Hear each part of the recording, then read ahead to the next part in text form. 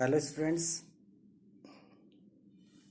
today I am going to discuss one of the CPU scheduling algorithm known as shortest job first.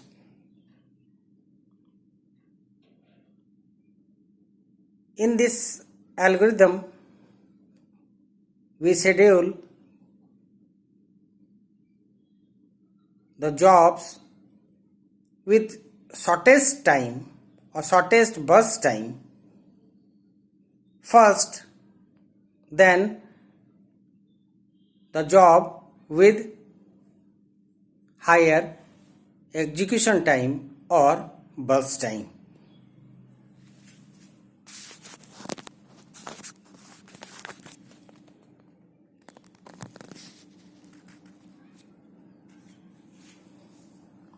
It is one of the optimal algorithm that gives minimum average waiting time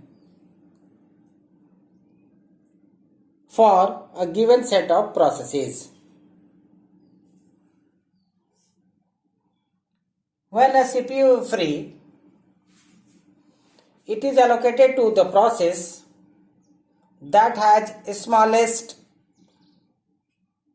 next CPU burst, that is remaining CPU burst or execution time.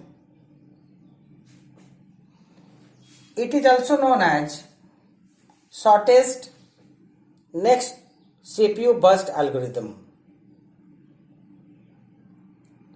If next CPU burst of two processes are same, then FCFS, that is first come first serve algorithm, is used to break the tie. That is, if two processes have same execution time or burst time and both are ready to execute, then using FCFS algorithm concept, we allocate the process that arrive in the system first. Okay. Now,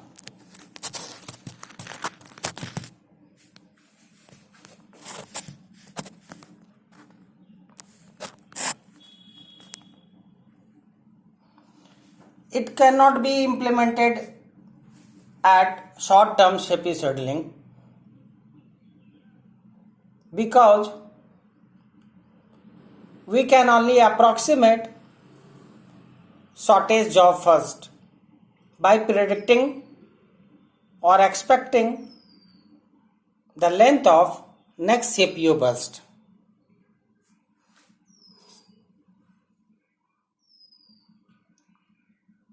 Because at the runtime, the CPU burst may change for a process, so that decision makes this algorithm inefficient for short-term CPU scheduling. SJF can be of two types. First,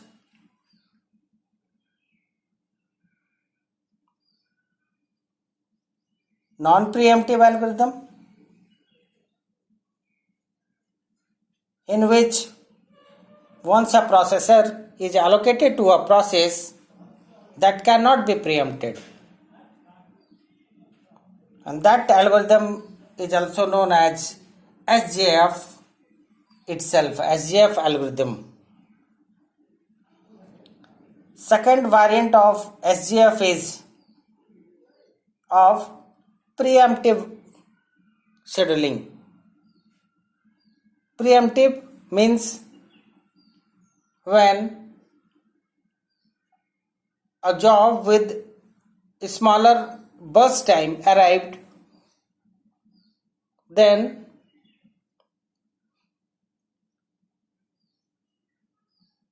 it is compared with the process at running state or at processor, or using the comparison for smaller burst time,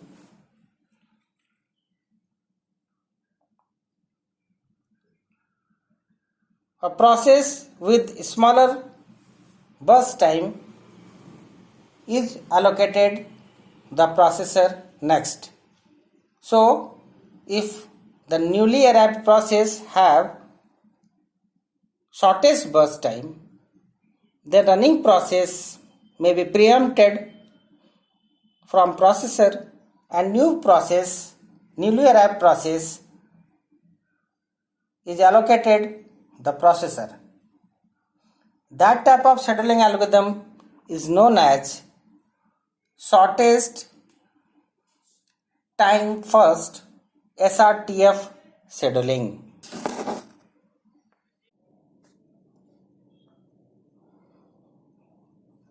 Now I am going to solve a numerical based on concept of non-preemptive SJF algorithm as well preemptive SJF algorithm. First we take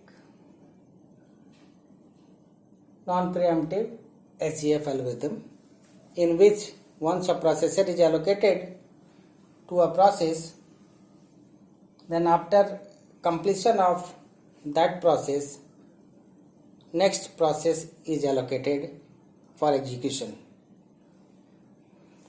Suppose there are 4 number of processes named P1, P2, P3 and P4 with burst time 8 for P1, 4 for P2, 9 for P3 and 5 for P4. Okay. And I am considering the arrival time also. So suppose P1 arrived at time 0, whereas P2 arrived at time 1, P3 time 2 and P4 arrived at time 3 unit of time after completion of 3 unit of time. So the Gantt chart for this using this concept is as follows. At time 0, the only process is P1. So in non-preemptive algorithm, SJF algorithm, P1 is allocated the processor and it will execute up to 8 unit of time. So after completion of process P1, next process which all arrived at time 3 in between the completion of this process P1. So among P2, P3 and P4, the smallest burst time is of for process P2. So the next P2 is selected for execution. So now P2 execute up to 12 unit of time. After that, remaining processes are P3 and P4, and in these two processes P4 have smallest burst time. So P4 is now selected for next execution, and then after completion of P4, P3 is allocated, and up to 26 unit of time, that is for 17 plus 9, that is up to 26, P3 will execute. So this is the Gantt chart for this non-preemptive SJF algorithm. Now the time is to calculate turnaround time. So the turnaround time for process P1 is 8 minus arrival time, that is 0. So the turnaround time is 8 for process P1. For P2, the turnaround time is 12 minus arrival time. So the effective turnaround time is 11 for P2. For P3, 26 the total time taken, and we subtract arrival time 2, so the turnaround time is 24. Whereas for P4, 17 minus 3 equals to 14. Now the total turnaround time for these processes are 57. Okay, and the average waiting time is 57 upon 4, that is 14.25 unit of time.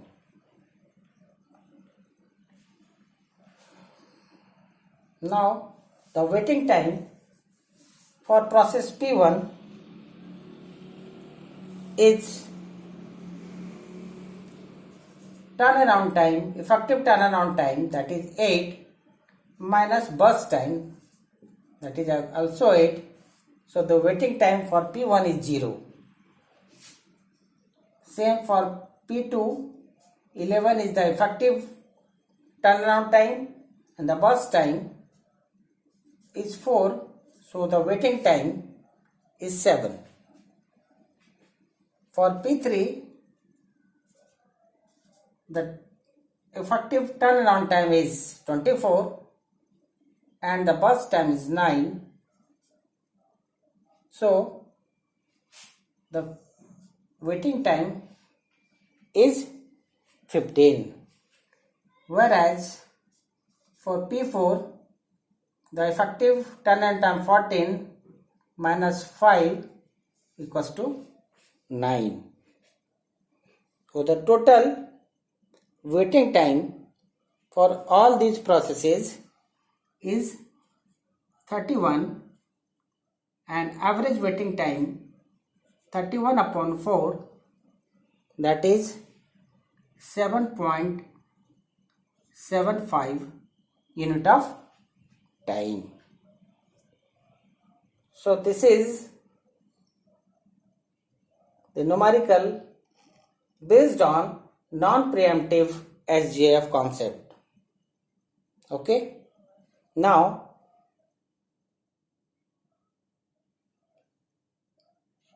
the turn is for preemptive SJF.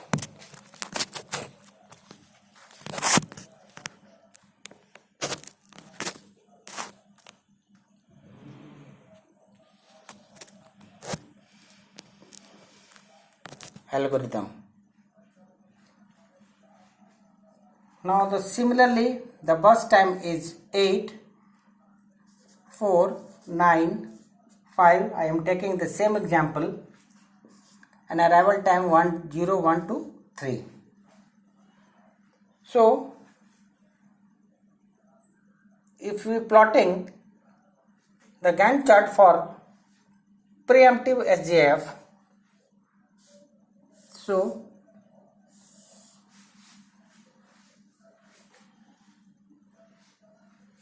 at time t0, that is from the start of the system, the only process is P1.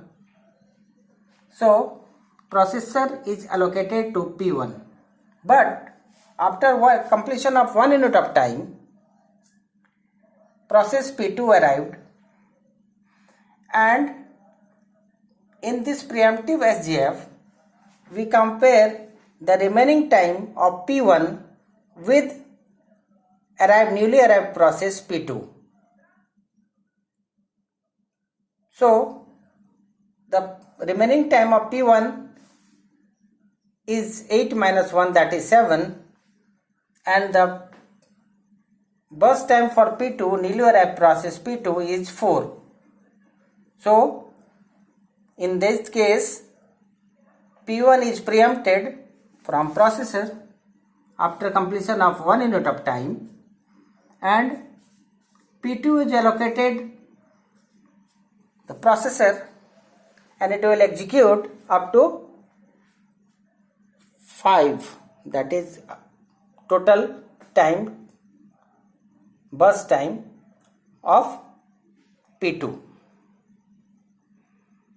In between, within completion of this P2, that is up to 5 unit of time, all processes arrived. So the next selection will be based on the shortest remaining time next. So the remaining time of P1 is 7, P3 is 9, P4 is 5. So P4 is the smallest one. So next P4 is selected for execution, and it will execute up to 10 unit of time. After completion of P4, the remaining processes are P1 and P3 with 7 and 9 unit of burst time respectively. So the next selection is for P1, and then P1 will be executed up to 17. Then the next turn is for P3, and P3 will execute up to 26. So this is the Gantt chart for preemptive shortage job first. Now the time is to calculate turnaround time. The turnaround time for process P1 is total time taken is 17 minus arrival time, that is 0. So turnaround time for process P1 is 17. For process P2, the total time taken is 5 minus arrival time, that is 1, equals to 4. For P3, the total time is 26 minus arrival time 2, that is 24. Whereas for P4, the total time is 10 minus arrival time 3, that is 7. Okay. So the total turnaround time for all these processes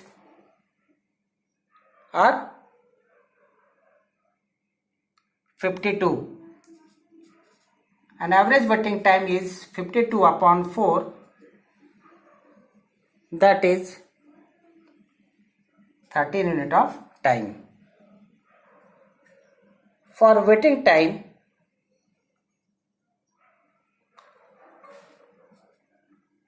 the turnaround time minus bus time, that is 9 for P1, turnaround time minus bus time, that is 0 for P2, 24 minus 9, that is 15 for P3, whereas 7 minus 5 equals to 2 for P4. So the total waiting time equals to 26 and average waiting time equals to 26 upon 4, that is 6.5 unit of time. So in this case, in preemptive SJF, a process is preempted when the burst time of the newly arrived process is smaller than the running process. This is the main difference between non-preemptive SJF and preemptive SJF. This is all about the SJF algorithm.